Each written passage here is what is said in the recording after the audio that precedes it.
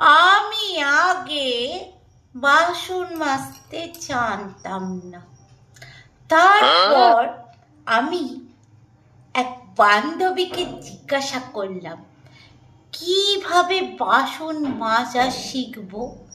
আমার বান্ধবীটা আমাকে উপায় দিল, বলল বাসন মাজতে হলে শিখতে হলে বিয়ে করে নি, তাহলে তুই বাসন মাজা শিখে যাবি। এখন আমি বাসন মাজতে পারি, কাপড় কাচতে পারি, ঘর মুছতে পারি, ঘর ঝাঁট দিতে পারি, সব শিখে গেছি, সব শিখে গেছি। এমনকি ঝগড়াও করতে পারি। আর কলা কলা এইখানে চিৎকার করলে ওই পাড়ায় শোনা যাবে, এত জোর এখন আমার।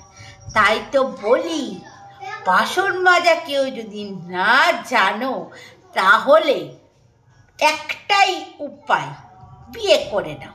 তোমাকে কিচ্ছু কোনো জায়গায় শিক্ষা নিতে হবে না, তুমি এমনিতেই সব শিখে যাবে, সব শিখে যাবে, ঠিক আমার মতো।